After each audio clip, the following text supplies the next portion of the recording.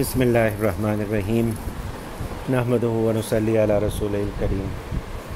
اللہ تعالیٰ کا شکر احسان جتنا کیا جائے کم ہے کہ ہم لوگوں کی تمام تر نالاقیوں کے باوجود بھی اللہ تعالیٰ نے توفیق عنایت کی ہوئی ہے اپنا نام لینے کی، اور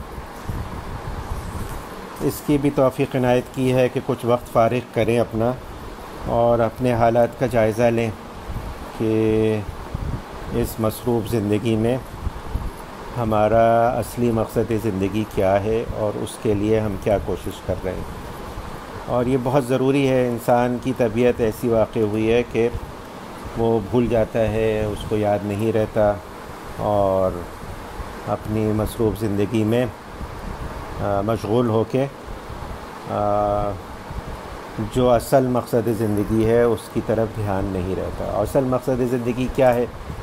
وہ سبھی کو پتہ ہے کہ وہ ہے اللہ کو راضی کرنا، اور اللہ تعالیٰ کیسے راضی ہوں گے؟ وہ راضی ہوں گے وہ اعمال کرنے سے جو ان کو کہا گیا ہے، اور ان اعمال سے بچنے سے جن کو منع کیا گیا ہے۔ اب کہنے کو کہہ دیا، سننے کو سن لیا، لیکن یہ ہے اصل میں پوری زندگی کا مجاہدہ، ایک دو دن کی بات نہیں ہے۔ اور یہی اصلاح ہے جو کہتے ہیں بھائی اصلاح ہے، اصلاحی تعلق ہے، اصلاح کرانی ہے، اخلاق کی اصلاح ہے، یہی اصلاح ہے، اور یہی اصل مقصد زندگی ہے ہر فرد کا۔ ابھی کل ہی کے روز حضرت تشریف لے گئے تھے، وہاں تلا گنگ تشریف لے گئے تھے، بیت السلام کا دورہ حدیث شروع ہو رہا تھا تو اس کا افتتاح کرنے۔ تو حضرت نے ایک طالب علم سے پوچھا اسی تقریر کے دوران کہ تمہاری نیت کیا ہے دین پڑھنے سے، دین کیوں پڑھ رہے ہو؟ تو اس طالب علم نے کہا کہ میری نیت ہے دین کی خدمت کرنا۔ حضرت نے کہا یہ شیطان کا مغالطہ ہے، نیت بس یہی ہونی چاہیے کہ میری اصلاح ہو۔ ہر آدمی کی نیت یہی ہے کہ بھائی میری اصلاح ہو۔ اور حضرت امام بخاری کتنے ہزاروں حدیثوں میں سے انہوں نے کتنی سلیکٹ کی، یعنی کہتے ہیں 70-80 ہزار حدیثیں تھیں، اس میں سے پتہ نہیں کتنی لے کر آئے اپنی کتاب میں، وہ اپنی سند کی اس کے اعتبار سے۔ اور اس میں سے بھی سب سے پہلی حدیث جس سے شروع کی ہے وہ انما الاعمال بالنیات سے شروع کی ہے، یہ اعمال کا دار و مدار نیت پر ہے۔ تو حضرت یہ کہتے ہیں کہ وہی نیت شروع سے ہی ہونی چاہیے آدمی کی اپنی اصلاح کی، اور یہ دوسروں کی اصلاح یا دین کی خدمت یا خدمت خلق، یہ ساری جو ہے نا یہ شیطان کے مغالطے ہیں، یہ کوئی نہیں۔ یہ ہے کہ پہلے میری اصلاح ہوگی، اور پھر اگر موقع ہوا، حالات ہوئے، مجھ میں اتنی صلاحیت ہوئی تو انشاءاللہ اللہ تعالیٰ موقع عنایت کر دیں گے دوسرے کی بھی اصلاح کا۔ لیکن سب سے پہلی اول جو ترجیح ہے، سب سے پرائیورٹی ہے کہ وہ میری اصلاح ہو جائے۔ اور جیسے پہلے ہم لوگ شروع سے یہ پڑھ رہے ہیں کتاب، اور اس میں آ رہا ہے بھائی اصلاح ہے کیا چیز اور کس چیز کی اصلاح۔ تو اصلاح تو دین کے سارے شعبوں کی ضروری ہے کہ عقائد کی بھی اصلاح ہو، اعمال کی بھی اصلاح ہو، معاشرت معاملات کی بھی اصلاح ہو۔ لیکن یہ اصلاح آسان ہے، یہ جو 4 شعبے دین کے ہیں ان کی اصلاح آسان ہے، کیونکہ یہ کتابوں سے دیکھ کر ہو سکتی ہے۔ اور الحمدللہ اردو زبان میں بھی کتابیں موجود ہیں، علماء نے ایسی چیزیں لکھ دی ہیں آسان طریقے سے، اور ابھی بھی اس پہ کام ہو رہا ہے۔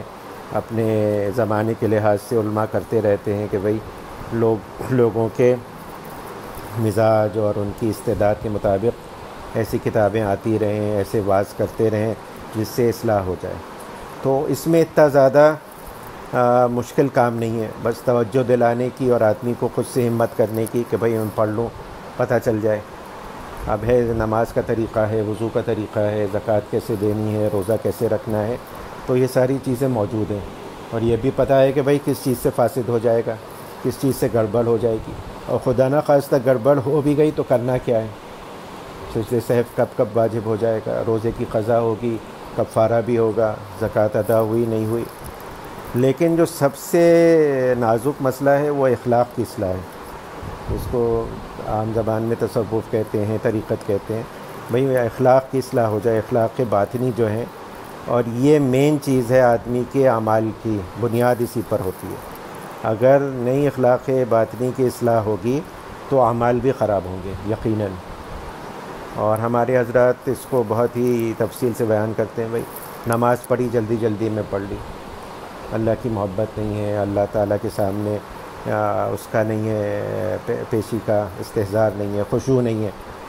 ہاتھ ہل رہا ہے، داڑھی پہ جا رہا ہے، سر کو جا رہا ہے، کپڑے صحیح کر رہا ہے، اور خضوع، دل حاضر نہیں ہے، اس دل میں سکون نہیں ہے، اللہ کی طرف متوجہ نہیں ہے دل، یعنی ذہن جو ہے وہ کہیں اور چل رہا ہے. وہ مشہور لطیفہ ہے نا کہ نماز ہوئی اور سب کو شک ہو گیا کہ 4 ہوئیں کہ 3 رکعت ہوئیں. تو ایک صاحب نے بہت یقین سے کہا کہ نہیں 3 ہی ہوئی ہیں. تو انہوں نے کہا کہ بھائی کیسے، آپ کو کیسے پتہ چلا؟ تو انہوں نے کہا کہ میری 4 دکانیں ہیں، سب کا حساب ایک رکعت میں کرتا ہوں، آج 3 ہی پہ ختم ہو گیا. اور ہمارے ساتھ بھی ایسا واقعہ ہوا ہے. جدہ میں ایک صاحب نے نماز پڑھائی، 5 رکعت پڑھا دی. شک تو ہوا کہ لوگوں کو کہ 5 ہوئے، لیکن کسی کو یقین نہیں تھا. نماز کے بعد ایک دوسرے سے کہا کہ لگتا ہے 5. اس نے کہا مجھے بھی شک ہو رہا ہے. پھر دوسرے نے کہا ہاں مجھے بھی شک ہو رہا ہے. تو سبھی کو، کسی کا دل حاضر نہیں تھا پوری. اور حضور صلی اللہ علیہ وآلہ وسلم نے قیامت کی نشانیوں میں سے یہ نشانی بتائی ہے کہ سب سے پہلی چیز جو رخصت ہوگی وہ نماز کا خشوع ہوگا. کہ آپ تم دیکھو گے کہ بھری مسجد میں ایک آدمی کے اندر بھی نماز میں خشوع نہیں ہے. یہ معمولی چیز نہیں ہے، تو قیامت کی نشانیوں میں سے ایک نشانی ہے. تو اصلاح جو اخلاق کی ہے وہی سب سے نازک اور سب سے زیادہ ضروری چیز ہے. اس کے بغیر جو ہے نا تمام معاملات گڑبڑ ہوتے ہیں. غصہ آ رہا ہے، بلا محابہ آدمی غصے کا اظہار کر رہا ہے جہاں نہیں کرنا چاہیے، کیونکہ امر بالمعروف نہی عن المنکر جو ہے وہ کرنے کو ہر وقت تیار ہے. غصے میں کر رہا ہے، یہ خیال نہیں کر رہا کہ بھائی دوسرا آدمی کا کیا ریئیکشن ہوگا. اللہ بچائے یہ تو نہیں کہ وہ کفر کی بات کہہ دے گا منہ سے. ہمارے حضرت تھانوی تشریف لے جا رہے تھے سفر میں، تو دیکھا کہ ایک آدمی ہے اور حلیہ ان کا بالکل دینداروں کا سا ہے، ٹوپی ہے اور پاجامہ وہ اس طرح سے، بڑی سی داڑھی ہے اور کیا ہے، لیکن پاجامہ ان کا جو ہے وہ نیچے ہے ٹخنوں سے. تو حضرت نے بہت ہی ان سے پیار محبت سے کہہ دیا کہ بھائی یہ آپ ماشاءاللہ دیندار آدمی ہیں، لیکن یہ پاجامہ آپ کا نیچے چلا گیا ہے. تو انہوں نے ایک ایسی بات کہہ دی جو کفر کی تھی، یعنی شریعت کے حکم کے لیے کہ گالی کہا کہ حضرت نے کہا اس دن سے میں نے توبہ کی کسی کو ٹوکنے پر، کہ میں کسی کو اس طرف وہ کروں کہ پہلے تو بظاہر یہ تھا کہ ایمان رہا ہوگا، لیکن اب تو ایمان چلا گیا. شریعت کی انہوں نے توہین کی، شریعت کی توہین کرنے سے ایمان چلا جاتا. تو یہی ہوتا ہے بھائی غصہ ہے، جلدی ہے، مزاج میں تیزی ہے، تو ایسی بات منہ سے نکل گئی. تو اس سب کو اعتدال پہ لانا، یہی اصلی اصلاح، یہی چیز ہے. اور اب آج کل جو ہے وہ ہر چیز کا وہ یہ سیلف اسٹڈی والا زمانہ ہے. ہر آدمی ہر چیز کتاب سے دیکھ کر یا اپنے لحاظ سے ہر چیز کرنا چاہتا ہے. تو یہ ممکن نہیں ہے، دنیاوی چیزوں میں بھی ممکن نہیں ہے. اب کوئی انجینئر بن رہا ہے، ڈاکٹر بن رہا ہے، بزنس مین بن رہا ہے، اس کے لیے بھی اس کو ایک تو کتابی علم چاہیے ہوتا ہے، کتابی علم کے بعد پھر ٹریننگ چاہیے ہوتی ہے انڈر سپرویژن، پھر اس کے بعد اس کو ہوتا ہے کہ بھئی جا کے کام کرے پریکٹیکل اس میں. اور دین کے معاملے میں یہ سب نہیں ہے. دین کے معاملے میں ہر آدمی خود مختار ہو گیا ہے. وہ کہتا ہے بھئی کتابیں موجود ہیں اور ریکارڈنگ اتنی مابعث اور کس چیز کی موجود ہے، تو بس میں خود ہی عمل کروں گا اپنی اس کے لحاظ سے. تو اسی سے گڑبڑ ہو رہی ہے. اور دینداروں میں اللہ بچائے اخلاق نہ ہونے کی وجہ سے دین بدنام ہو رہا ہے. وہ کہتے ہیں یہ کرتے ہیں دیندار لوگ، یہ کرتے ہیں دیندار لوگ، یہ کرتے ہیں دیندار لوگ، یہ کرتے ہیں. تو بظاہر تو دیندار ہوتے ہیں لیکن اصل دینداری نہیں ہوتی. حضرت عمر رضی اللہ تعالیٰ عنہ کے زمانے میں ایک آدمی کو ضمانت کی ضرورت تھی کسی معاملے میں، تو کوئی ضمانت دینے کو تیار نہیں تھا اس کا. تو حضرت کوئی صحابی تھے، ان کو بہت ترس آیا کہ مسلمان آدمی ہے اس کی ضمانت کوئی دے نہیں رہا. تو انہوں نے کہا میں ضمانت دیتا ہوں. تو حضرت عمر نے ان کو بلایا اور پوچھا کہ تم اس کو جانتے ہو؟ کہا کہ میں نہیں جانتا. تو وہ کہنے کہ تم کیوں ضمانت دے رہے ہو؟ تو انہوں نے کہا کہ مجھے ترس آیا کہ ایک پوری بھری مسجد میں ایک آدمی ضمانت مانگ رہا ہے اور کوئی آدمی اس کو ضمانت نہیں دے رہا. تو حضرت عمر نے کہا کہ اس کا کوئی وہ نہیں ہے، یہ تو تم نے ترس کھایا، تم رحم دل آدمی ہو، لیکن صرف تم نے اس کو مسجد میں نماز پڑھتے دیکھا ہے، تم نے کوئی اس کے ساتھ معاملہ کیا ہے؟ جب تک معاملہ نہیں کیا نا تب تک تمہیں معلوم نہیں ہے اس کے دینداری کا. اور آج کل معاملات میں ہم سبھی گڑبڑ ہیں، اللہ ماشاء اللہ. یعنی میں اپنا تجربہ بتاتا ہوں کہ پوری زندگی میں جتنی مرتبہ بھی قرض دیا، چاہے وہ مفتی کو دیا ہو، عالم کو دیا ہو، مکہ میں رہنے والے کو دیا ہو، کسی کو بھی دیا ہو، واپس نہیں آیا، سوائے ایک بیچارے موٹر میکینک نے. اس نے بھی بہت معمولی وہ لیا تھا قرضہ، لیکن اس نے بالکل وقت پر واپس کیا. یعنی وہ دیندار زیادہ تھا بجائے ان مفتی حضرات کے، ان عالم اور مکہ میں رہنے والوں کے جنہوں نے بڑے بڑے قرضے لیے اور ہڑپ کر گئے، تعویل کر کے کہ ہمارا کاروبار تھا، کاروبار میں نقصان ہو گیا. تو میں کہا بھائی نقصان تو ہو گیا، لیکن یہ کہ آپ نے کبھی وہ تو نہیں کیا. کہنے لگا آپ کا تو صرف اتنا ڈوبا ہے، بعض لوگوں کا تو اس سے 10 گنا ڈوبا ہے. تو یہ دینداری کی حالت ہے. تو حضرت یہی فرماتے تھے، حضرت کہتے تھے کہ اگر حضرت حکیم الامت مولانا اشرف علی تھانوی کہتے تھے کسی کے بارے میں مجھے پتہ چلتا ہے وہ تہجد نہیں پڑھتا، اپنا بتایا ہوا ذکر نہیں کرتا، تو مجھے افسوس ہوتا ہے کہ بھئی اس کو ایک بات میں نے بتائی تھی، اس کے فائدے کی بات ہے، یہ نہیں کرتا، بس افسوس ہوتا ہے کہ بھئی، لیکن امید ہوتی ہے کہ انشاءاللہ کر لے گا. لیکن کسی کے بارے میں پتہ چلتا ہے کہ اس کے معاملات گڑبڑ ہیں، قرض لے کے کھا جاتا ہے، لوگوں کو دھوکہ دیتا ہے، کیا کیا کرتا ہے، تو مجھے اس سے نفرت ہو جاتی ہے. حضرت کے ایک صاحب تھے ہمارے، حضرت مولانا تقی عثمانی صاحب کے، کسی ملک میں، تو وہ قرض بہت لیتے تھے اور حضرت کے بھروسے پہ لوگ ان کو قرض بہت دیتے تھے، کیونکہ جب بھی حضرت آتے تھے تو ساتھ لگے ہوئے بالکل پورے وقت. اور پھر جب حضرت چلے گئے تو پھر لوگوں کو اپروچ کرتے تھے کہ مجھے ضرورت ہے، اور اچھی رقمیں لیتے تھے. کسی نے کمپلین کر دی تو حضرت نے ان کو ایک تو بلا کے کافی تنبیہ کی، اور پھر کہا کہ بھئی آپ جو یہ مہینے کا خط لکھتے ہیں، اس میں سب سے پہلی چیز سلام کے بعد آپ لکھیں گے، وہ لکھیں گے کہ کتنا قرض ادا کیا، کتنا نہیں ادا ہے، کتنا رہتا ہے. کہا اس کے بعد میں اس کے علاوہ میں کوئی بات سننا ہی نہیں چاہتا ہوں آپ سے. اور پہلے حضرت ان کی دعوت میں بھی جاتے تھے، ان کی دعوت بھی، ہدیہ بھی قبول کرتے تھے. اس کے بعد سے حضرت نے بالکل بند کر دیا. کہا کہ معاملات کا معاملہ جو ہے نا یہ بہت ہے. حضرت ہمارے ڈاکٹر عبدالحی رحمۃ اللہ علیہ بھی یہی فرماتے تھے کہ بھئی حقوق العباد کا جو معاملہ ہے نا یہ بہت سنگین ہے. حقوق اللہ تعالیٰ معاف کر دیں گے. کسی نے نماز نہیں پڑھی، کسی نے اور کوئی روزہ چھوڑ دیا، زکوٰۃ حج نہیں ادا کر سکا، تو اس میں تو امید ہے کہ اللہ تعالیٰ اپنی رحمت سے معاف کر دیں. لیکن حقوق العباد جب تک دوسرا بندہ نہیں معاف کرے گا نہیں معاف ہوں گے. حضور صلی اللہ علیہ وآلہ وسلم نے فرمایا نا صحابہ سے مفلس کون ہے، غریب کون ہے؟ تو صحابہ نے کہا ہم تو یہ جانتے ہیں کہ جس کے پاس دینار و درہم نہ ہو، سونا چاندی نہیں ہو، وہ مفلس ہے. تو حضور صلی اللہ علیہ وآلہ وسلم نے جو فرمایا اس کا مفہوم کہ میری امت کا مفلس وہ ہے کہ جو قیامت کے دن بہت زیادہ عبادات، طاعت، روزہ، نماز، حج، زکوٰۃ لے کر آئے، صدقات، لیکن اس کے ساتھ ہی اس نے بندوں کے حقوق ضائع کیے. اس دن نہ سونا ہوگا نہ چاندی ہوگا، تو اللہ تعالیٰ یہ کریں گے کہ اس کی نیکیاں لے کے جو حقدار ہیں ان کو دے دیں گے. جب بھی حساب پورا نہیں ہوگا تو حقداروں کے گناہ اس کے کھاتے میں ڈال جائیں گے. کہا کہ یہ میری امت کا مفلس یہ ہے. تو حقوق العباد جو ہے نا یہ سنگین چیزیں ہیں، اور معاملات میں زیادہ تر جو ضائع ہوتے ہیں وہ حقوق العباد ضائع ہوتے ہیں. اور یہ بہت اس کی بات ہے، یعنی اصل میں اسی کی اصلاح سب سے زیادہ ضروری ہے. اور خصوصاً جتنے کلوز تعلقات ہوتے ہیں نا، والدین ہیں، گھر والے ہیں، ان کے حقوق ٹیکن فار گرانٹیڈ لیتے ہیں لوگ کہ بھئی کیا یہ تو والدین کو کہہ بھی دیا تو کیا ہوگا، والدہ کو بیوی کا مسئلہ ہے تو وہ بھی بہت ہی نازک مسئلہ ہے، یعنی مشکل ترین چیزوں میں سے ہے راضی کرنا۔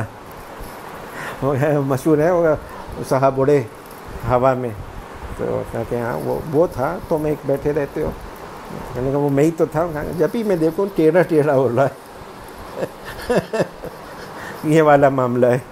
تو لیکن ہے ہمارے حضرت ڈاکٹر عبدالعلی رحمۃ اللہ علیہ کہتے تھے کہ کوئی بھی آپ کو اجازت دے دے، کوئی آپ کی تعریف کر دے، کوئی حقیقت نہیں ہے، جب تک آپ کی بیوی آپ کی تعریف نہیں کرتی نا آپ وہ نہیں۔ حضرت کی اہلیہ فرماتی تھیں کہ 60-70 سال ہو گئے ہماری شادی کو، آج تک لہجہ بدل کے بات نہیں کی، کبھی حکم نہیں دیا کہ یہ کام کرو، تو وہ تھا اپنا انہوں نے کیا تھا۔ تو یہ اخلاق کی جو اصلاح ہے یہی سب سے بڑا مجاہدہ ہے، اور ساری جو کوشش ہے، ساری جو محنت ہے، ساری جو یہ ذکر وغیرہ کرایا ہے، مراقبہ کرایا جا رہا ہے، وہ اس کے اصلاح کے لیے کرایا جا رہا ہے۔ اور اگر اس سب کے باوجود بھی اخلاق کی اصلاح نہیں ہو رہی تو اس کا مطلب ہے کچھ گڑبڑ ہے۔ ایک صاحب آئے حضرت جنید بغدادی کی خدمت میں یا کسی بزرگ کی خدمت میں رہے، بہت عرصے رہے، لیکن کوئی اثر نہیں ہوا۔ تو حضرت فرماتے ہیں کہ بھائی میں نے بہت ان کو کوشش کی وہ کرنے کی، لیکن ان میں کوئی تبدیلی نہیں آئی مزاج مذاق میں، تو اپنی اصلاح کی طرف رجوع کریں، اپنا وہ کریں۔ تو میں نے ان سے پوچھا کہ بھائی تم کس نیت سے آئے ہو، کس نیت سے رہ رہے ہو میرے ساتھ؟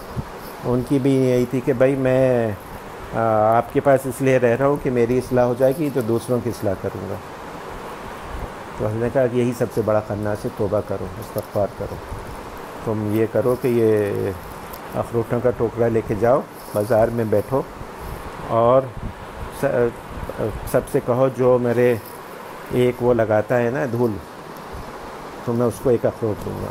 تکبر توڑنا تھا۔ تو اس نے کہا لا الہ الا اللہ، یہ مجھ سے ممکن نہیں ہے۔ تو حضرت نے کہا کہ اے شخص، یہ وہ کلمہ ہے کہ 70 سال کا کافر پڑھ لینا تو مسلمان ہو جاتا ہے، جنت میں چلا جاتا ہے، اور یہ کلمہ اس وقت تو پڑھ کے کافر طریقت ہو گیا۔ تکبر نہیں توڑ سکتے۔ تو یہ تکبر جو ہے نا، یہ پتہ نہیں کیا کیا چیزیں کرا دیتا ہے، لیکن ہے۔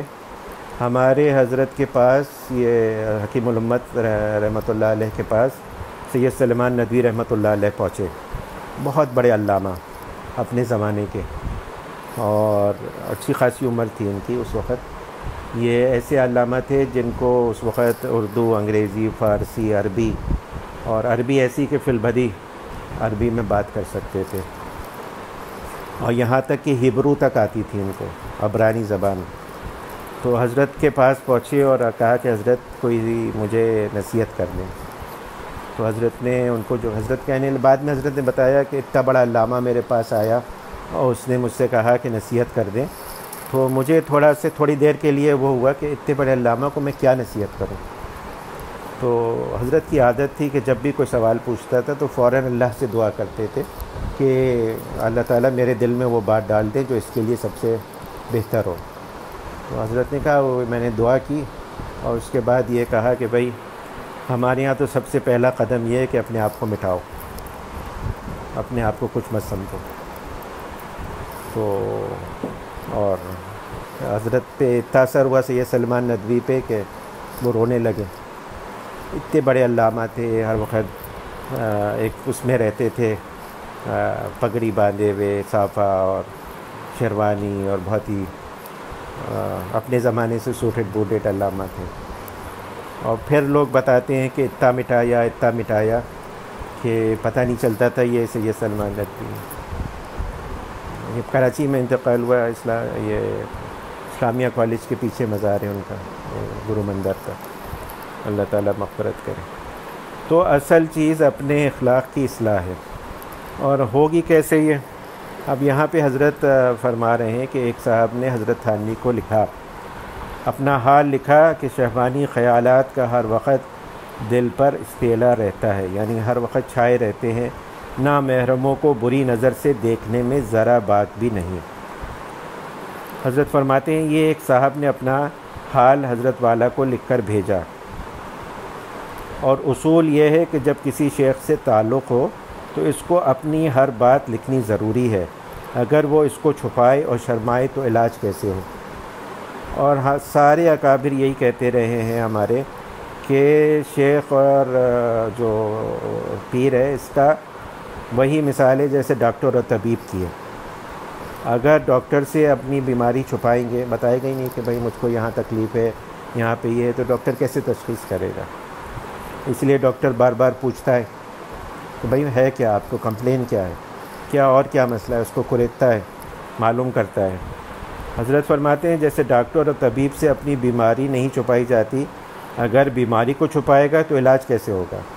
اسی طرح جب کسی شیخ سے اصلاحی تعلق ہو تو چاہے کتنی ہی شرمناک بات ہو وہ شیخ پر ظاہر کرے تاکہ اس کا علاج ہو سکے، اور یہ خیال نہ کرے کہ شیخ کو یہ بات لکھوں گا تو اس کی نظر سے میری قدر کم ہو جائے گی، یا اس کے دل میں میرے بارے میں برائی پیدا ہوگی، اور شیخ کے دل میں برائی پیدا ہونا مرید کے لیے نقصان دہ ہوتا ہے۔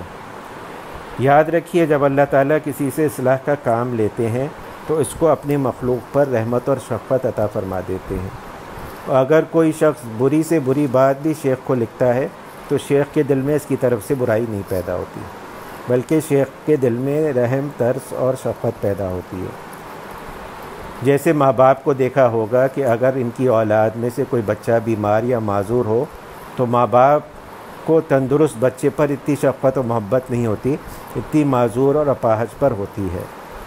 تو یہ حضرت ایک بات، اصولی بات بتا رہے ہیں کہ بھائی جو بھی ہو بات ہو بتانا ہوگا، اور اسی میں گڑبڑ ہو جاتی ہے۔ یہ بھی تکبر ہے، یہ تکبر کے ساتھ ایک نفاق کا بھی ایک شعبہ ہے کہ اندر سے کچھ ہے، ظاہر کچھ کر رہے ہیں، یعنی بتا ہی نہیں رہے کہ اصلاح کیسے ہوگی۔ اور یہ ہوتا ہے کہ لوگ رہتے ہیں شیخ کے پاس، سالوں رہتے ہیں لیکن اصلاح نہیں ہوتی، 25 سال رہے لیکن اصلاح نہیں ہوئی، اور ہیں مسائلیں، ہزاروں مسائلیں موجود ہیں۔ تو اصلاح تو ہوگی جب آدمی کو اپنی اصلاح کا خیال ہوگا اور اس کے لیے وہ چیز کرے گا جس سے اصلاح ہوتی ہے، بتائے گا، اپنے حالات بتائے گا کہ بھئی میرے یہ حالت ہے۔ اب دونوں طرف سے کوتاہی ہے۔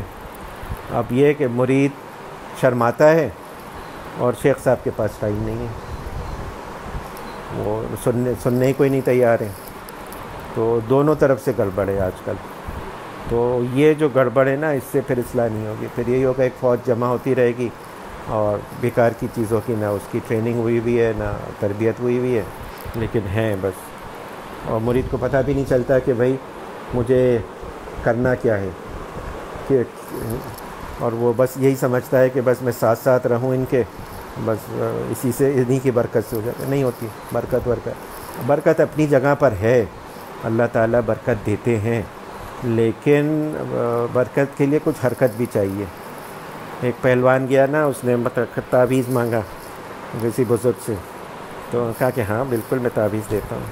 ان کا تعویذ دے دیا، اس نے کہا کہ تعویذ تو دے دیا ہے لیکن تعویذ کے بھروسے پہ نہیں رہنا، خود بھی مشق کرنا اور زور لگانا، اس کے بغیر نہیں تعویذ کام کرتا۔ وہ ہمارے یہاں ہوتے نا کیٹلسٹ ہوتے، اگر کیٹلسٹ کا دماغ میں کانسیپٹ ہو نا، پڑھے لکھے لوگوں کے ہوگا جو کیمسٹری وغیرہ جانتے ہیں، دعا اور برکت کیٹلسٹ ہوتی ہے، وہ ریئیکشن کو اسپیڈ اپ کر دیتے ہیں، باقی خود سے نہیں کرتے۔ جتنا بھی کیٹلسٹ ڈالو گے نا نہیں اثر پڑے گا جب تک کہ دونوں ریئیجنٹس موجود نہ ہوں، ہمت اور ڈٹرمنیشن اور ایفرٹ، یہ دونوں جب ہوں گے تو پھر یہ کام کرے گا۔ تو حضرت یہ فرما رہے ہیں کہ بھئی لکھو اس کو، اور لکھو گے اور وہ اور یہ خیال آتا ہے کہ بھئی میری وہ ہو جائے گی، تو یہ خیال آنا ہی نہیں چاہیے۔ بھئی میں آیا اسی لیے ہوں، ہزاروں یوم ہے میرے اندر، یہ ایک ہے تھوڑی ہے۔ اور شیخ اور جو اس منصب پہ بیٹھا ہے وہ تو اپنے آپ کو اس سے بھی برا سمجھتا ہے، وہ تو اسے تو معلوم ہے کہ بھئی اس میں تو یہ لکھ رہا ہے، مجھ میں تو اس سے زیادہ ہے۔ حضور صلی اللہ علیہ وآلہ وسلم نماز کا سلام پھیر رہے ہیں اور استغفار پڑھ رہے ہیں، ان کو تو اپنی نماز بھی لگ رہا ہے کہ میرے نماز میں اتنے ہزار عیوب ہیں کہ مجھے استغفار کرنی چاہیے۔ تو یہ جو لوگ ہوتے ہیں شیوخ حضرات، وہ ان کو اپنی پتہ ہوتی ہے حالت، وہ دوسروں کے اوپر یہ نہیں کرتے بلکہ جیسے حضرت نے فرمایا ہے اور زیادہ شفقت اور ان کو رحم پیدا ہوتا ہے ایسے لوگوں پر۔ اسی طرح شیخ کو بری بات لکھنے سے یہ مت سوچو کہ شیخ بدظن ہوگا اور شیخ کا بدظن ہونا میرے حق میں نقصان دہ ہوگا، بلکہ ایسے مریض سے اور زیادہ محبت و شفقت پیدا ہوتی ہے اور اس کی طرف اور زیادہ توجہ ہوتی ہے اور اس کے لیے دعا بھی کرتا ہے۔ بزرگوں نے فرمایا کہ بھائی اللہ تعالیٰ کی طرف پہنچنے کے بہت سے ذرائع ہیں، صحیح ہے، اپنی محنت کرنا، روزہ رکھنا، نماز پڑھنا، حج کرنا اور کیا کیا کرنا، ذکر کرنا، اور فرمایا کہ بھائی اس میں سے جو سب سے آسان طریقہ ہے وہ یہ ہے کہ کسی بزرگ کے دل میں بیٹھ جاؤ۔ یعنی بزرگ، یہ تو انہوں نے ایک ایسے ہی کہہ دیا نا، دل میں کیسے بیٹھ جاؤ؟ بیٹھ اس طرح سے جاؤ کہ آتے جاتے رہو، لکھتے رہو، ان کو بتاتے رہو، ان سے مشورہ لیتے رہو، تو ہوگا یہ کہ ان کو تمہاری طرف توجہ ہوگی، جب دعا کریں گے تو تمہارے لیے دعا بھی کریں گے اور انشاءاللہ ان کی دعا مقبول ہوگی، تو انشاءاللہ اس سے کام بن جائے گا۔ اور میں یہ یعنی ایکسپیرینس سے بتاتا ہوں کہ بزرگوں کی دعا سے بڑھ کے کوئی چیز نہیں ہے۔ ہم لوگ اپنے چکر میں رہتے ہیں کہ میں یہ کر لوں گا، میں وہ کر لوں گا، میں اس طرح سے وہ کر لوں گا، کچھ بھی نہیں ہوتا۔ لیکن سب سے قیمتی سرمایہ جو ہوتا ہے نا، وہ بزرگوں کی دعا ہوتی ہے، ان مقبول بندوں کی۔ ہم لوگ جاتے ہیں حضرت کے پاس، مولانا تقی عثمانی صاحب کے پاس، اتنے مصروف، وفاق کی، دارالعلوم کی، پڑھانے کی، کیا کیا کیا، اور بعض دفعہ یہ ہوتا ہے کہ 1-1.5 گھنٹے بیٹھے ہم لوگ، واپس آ گئے، ایک بات نہیں ہو پاتی۔ حضرت واپسی میں خود کہتے ہیں کہ آج تو اتنی مصروفیت رہی، کوئی بات نہیں ہو پائی۔ تو لیکن وہ حاضری بھی بیکار حاضری نہیں ہے، وہ بھی انشاءاللہ کارآمد ہے۔ کم از کم زیارت ہو گئی، انہوں نے ہمیں دیکھ لیا، خیال تو رہے گا، دعا تو رہے گی۔ تو حضرت تھانوی فرماتے تھے کہ میں یہاں سے لوگوں کو بہت بھگا دیتا ہوں۔ حضرت کے یہاں بہت وہ تھا، حضرت چھٹائی بہت کرتے تھے، کہتے تھے میں چھڑکاؤ کرتا ہوں، اسپرے کرتا ہوں پیسٹیسائڈ بھگانے کے لیے۔ تو لوگ کہتے تھے لوگ محروم چلے جاتے ہیں، میں نے کہا نہیں، محروم کوئی نہیں چاہتا، دعا سب کے لیے میں کرتا ہوں۔ تو اور حضرت مجذوب صاحب لکھتے تھے کہ بھائی وہ شاعر آدمی تھے، تو وہ کہتے تھے کہ یہ یہاں سے یہ نہیں جاتے، تو یہاں سے انشاءاللہ لے کے جاتے ہیں، اور وہ شعر پڑھا کرتے تھے کہ مستی کے لیے بوئے میں تندھی ہے کافی، میں خانے کا محروم بھی محروم نہیں ہے۔ یعنی آ بھی گیا نا تو اب بھی انشاءاللہ ہوگا، فضل ہوگا اللہ کا، بس اللہ تعالیٰ کہنے سننے سے زیادہ نا توفیق عنایت فرمائے۔ یہ جب تک آدمی کو ریئلائزیشن نہیں ہوگا، کہ جب تک اللہ تعالیٰ کا فضل میری طرف متوجہ نہیں ہوگا، توفیق نہیں ہوگی، تب تک نہیں میں کر سکتا۔ اپنے اوپر بھروسہ جو ہے نا، یہ سب سے بڑا شرک ہے۔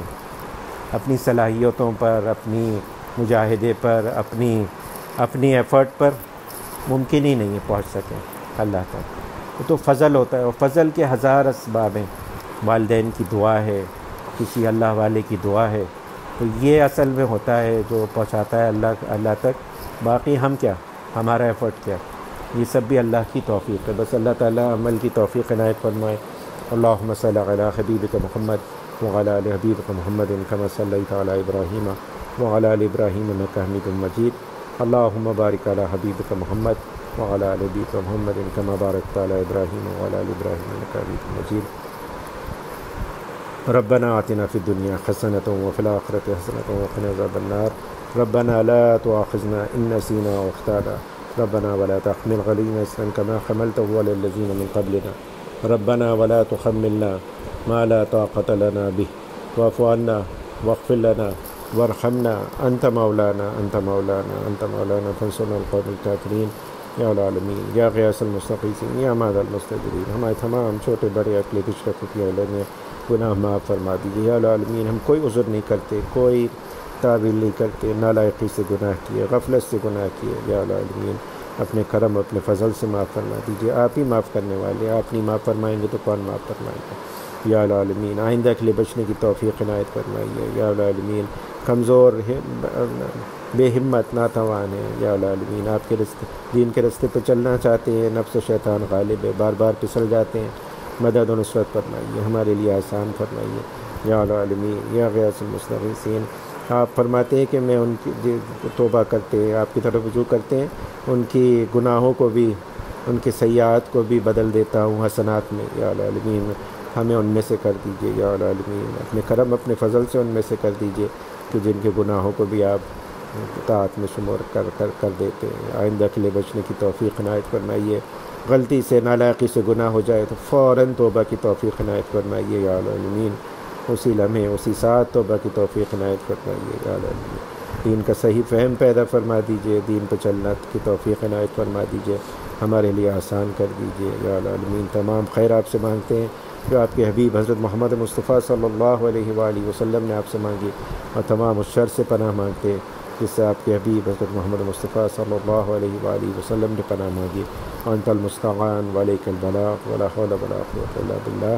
اپنے سے مضبوط و قوی ترین تعلق عنایت فرمائیے، ایسا تعلق جو تمام دیگر تعلقات پر غالب آ جائے یا العالمین۔ ہمیں، ہمارے گھر والوں، بیوی بچوں، عزیز و قارب، رشتہ دار، پڑوسیوں، تمام مسلمانوں کو ہر طرح کے حادثات سانحات سے، بیماریوں سے، لوگوں کی اظہار ثانیوں سے، ڈاکہ چوری چماری، ہر طرح کے شر فتنے فساد سے بچائیے، حلال واسع رزق بلا مشقت عنایت فرمائیے یا العالمین یا غیاث المستغیثین۔ بچے بچیاں جہاں کہیں بھی ان کی حفاظت فرمائیے، ان کی ایمان کی، صحت کی، جان مال عزت آبرو کی صحت فرمائیے، ہر طرح کے شر سے انہیں بچائیے یا العالمین۔ ہمارے ملک کے حالات بہتر فرما دیجیے یا العالمین، معاشی استحکام عنایت فرمائیے یا العالمین۔ ہم آپ کی طرف رجوع کرتے ہیں، اپنے گناہوں کا اقرار کرتے ہیں، لا الہ الا انت سبحانک انی کنت من الظالمین، لا الہ الا انت سبحانک انی کنت من الظالمین، لا الہ الا انت سبحانک انی کنت من الظالمین۔ ہمارے حالات بہتر فرما دیجیے یا العالمین یا غیاث المستغیثین یا امد المستغفرین۔ مسلمان جہاں جہاں کہیں بھی مظلوم ہیں ان کی مدد و نصرت فرمائیے، کشمیر میں، برما میں، فلسطین میں، شام میں، افغانستان میں، ہر جگہ پر ان کی مدد فرمائیے یا العالمین۔ جو مانگا وہ عنایت کیجیے، جو مانگنا چاہیے تھا یاد نہیں آیا ہمارے لیے مناسب ہے، وہ بھی اپنے کرم اپنے فضل سے عنایت فرما دیجیے، اور سب سے بڑھ کر یہ کہ ہم سب کو اپنے اولیاء میں شامل فرما لیجیے عافیت کے ساتھ۔ وصلی اللہ تعالی علی خیر خلقہ ونور عرشہ حضرت محمد و آلہ و صحبہ اجمعین برحمتک یا